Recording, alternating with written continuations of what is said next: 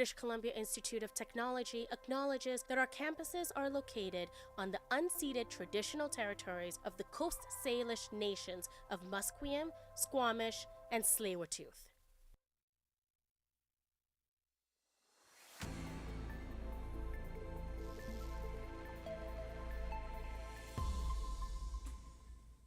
Good morning, Burnaby. My name is Gabe Liesi, and I'm back with you again. Let's talk a little sports. I don't blame you if you're sleepy this morning, Canada. The Los Angeles Dodgers beat the Toronto Blue Jays 6-5 last night in a marathon Game 3 of the 2025 World Series. Freddie Freeman hit a home run over the center left field fence in the bottom of the 18th inning to finally end the contest. Fans across the continent were treated to 2 games worth of baseball last night. The first pitch was thrown just after 5 p.m. LA time, and the game finished a touch before midnight. The game lasted 6 hours and 39 minutes in total. Blue Jays right-hander Kevin Gausman says both bullpens were exceptional. Everybody came in and shut the door and got in big spots and got out of them and made big pitches and came back and behind an account and I thought our pitching staff did a great job. Shane Bieber will be on the mound tonight for the Jays. The Dodgers will counter with Shohei Ohtani. Game 4 begins at 4 p.m. tonight. Staying on the diamond, baseball fever has reached the Arctic. Fans are packing a local pub in one of Canada's northernmost cities.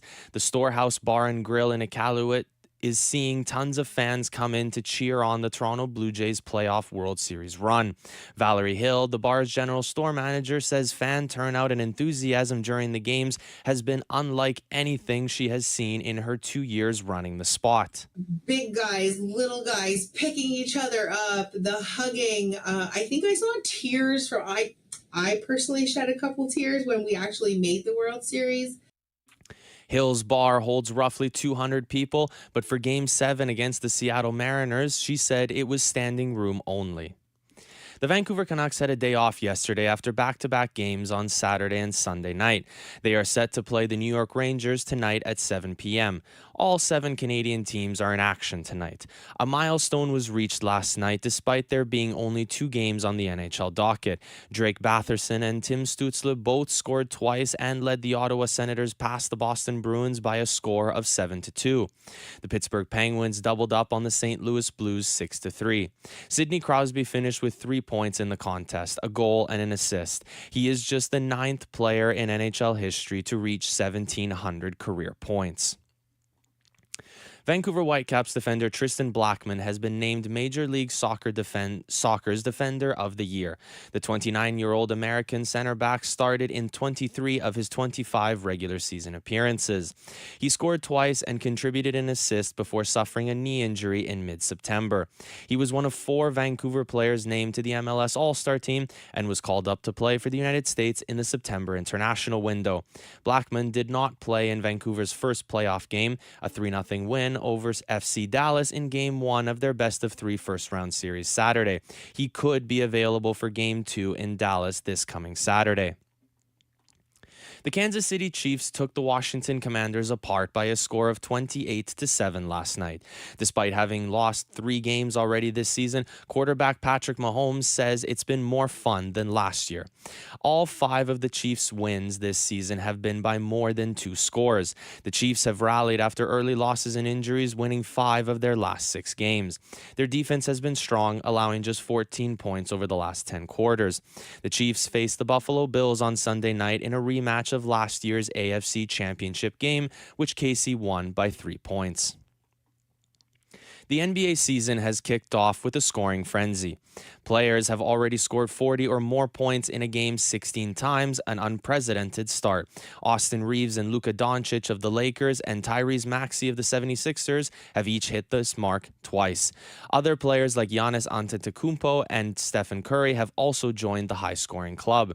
Scoring averages have jumped across the league, with teams playing faster and getting to the foul line more often.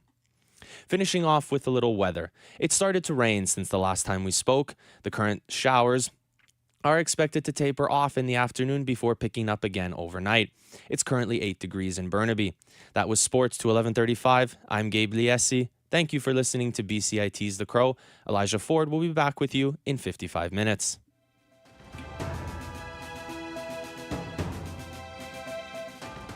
Stay tuned for more on BCIT's 1680 The Crow.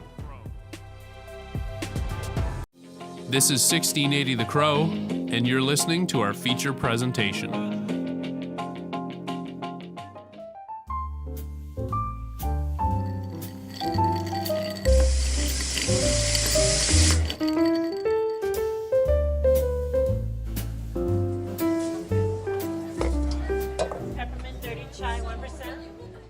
Have you ever been overwhelmed by the amount of fall stuff there are in stores as soon as August starts? I have. It's become overwhelmed with stuff in the stores, on the shelves, all fall products, including fall seasonal drinks, candles, blankets, you name it, and I want it.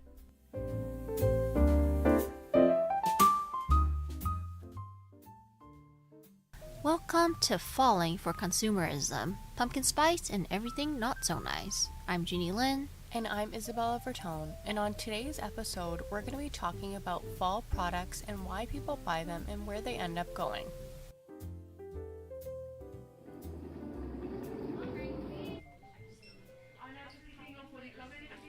We're in a winter's location here in Metro Vancouver, and people are here shopping on a Tuesday afternoon. Fall is definitely on the shelves. Yeah, there are so many candles, blankets, and pumpkin-flavored food that is in everyone's baskets, and you can see everyone buying these seasonal products. Cashier number 1, please.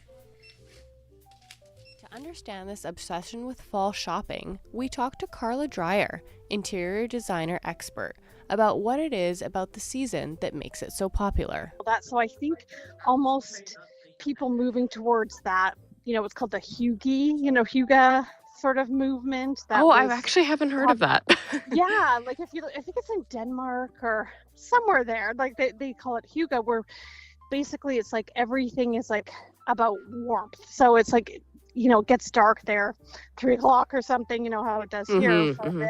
And so it's about, how do we feel good during that time? And so I think there is something about like lighting the candles and having the nice throw and having the, pumpkin spice and all those things to make you feel warm and cozy and good. So I think it's in a way leaning towards the season and people try to make themselves kind of get through it in some ways, especially for Vancouver, I'm saying, because I know, we get so much rain and everything, right?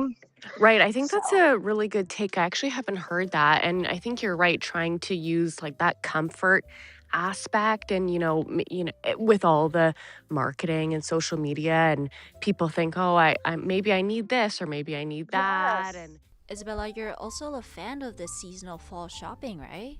I am. I can't get enough of all the products that they release each year.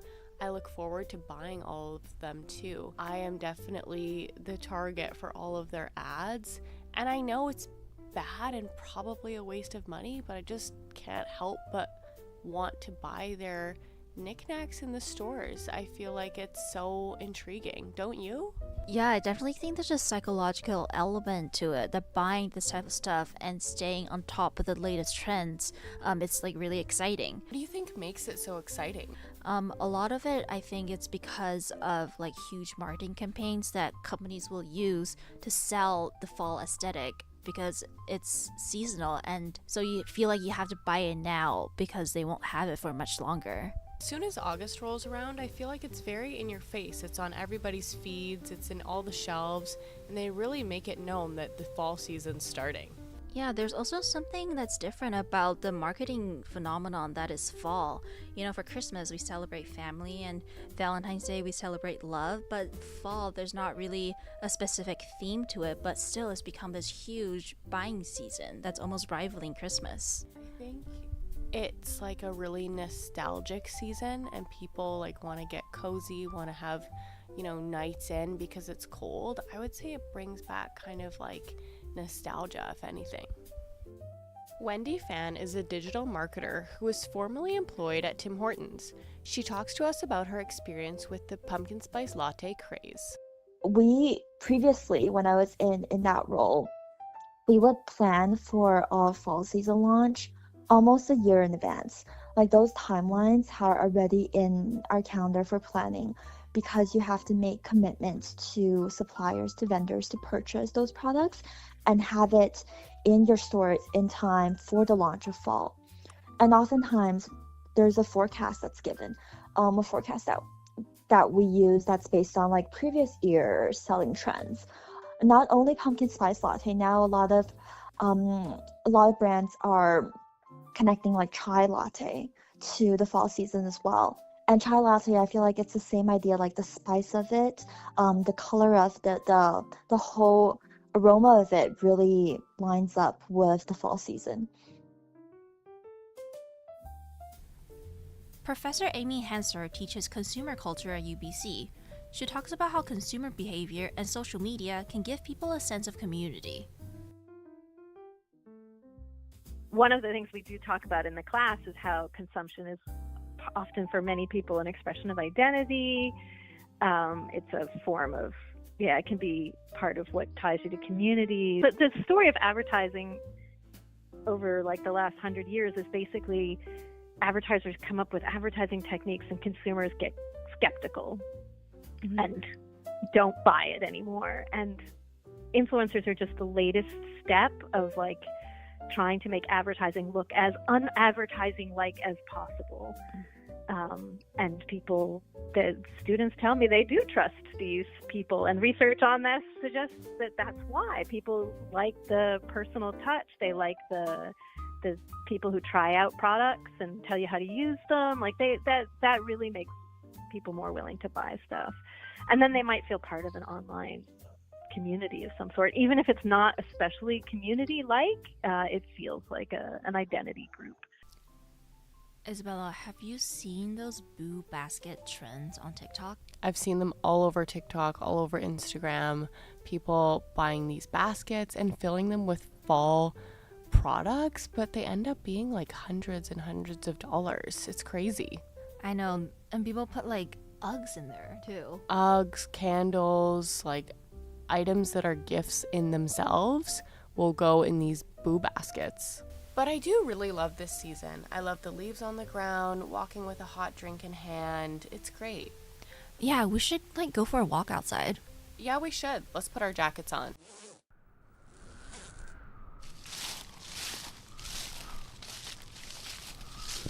Wow, it's really nice out today. It really is. Okay, so we were talking earlier about how expensive fall shopping can be, but people are still like willing to pay for that. Why do you think that is? It gives people a little bit of a serotonin boost. I know even when I'm buying something, it makes me happy, even though I might not need it. Yeah, there's been a lot of online criticisms lately though, especially like online influencers who are spending these like exorbitant amounts of money on new seasonal things every single year. And they're like kind of influencing people to buy new things to make people feel like they need to. So like people are asking, where does all this new stuff go after the season ends? Like, what are the impacts it's putting on our landfills?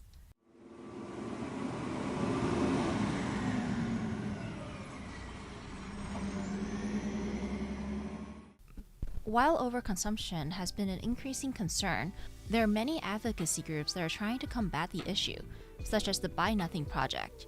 Mary Bennett is an admin of the Kitsilano No Buy group on Facebook. I've just started an exercise program where I need a lock, and I was about to go off to London Drugs to buy one, and I thought, well, who knows? There might be somebody in my Buy Nothing group who has a little lock they haven't been using. So I post it there first of all, and I do it partly to save that one small item from the landfill, but also to model for other people. You know, this is what you can do. Yeah, and now I'm thinking more about my consumption habits. Mary also said that there are many other ways to consume, like even going to thrift stores and buying secondhand that could put less strain on our landfill. Yeah, and I think about all the retailers who have to throw out so much excess inventory every single year because they just produce way too much. I think if there's less public demand for these items, that if we don't buy into it, companies will be kind of forced to like lower these mass production of seasonal products. Okay, so we've had a long discussion today about our consumer habits. What are your key takeaways?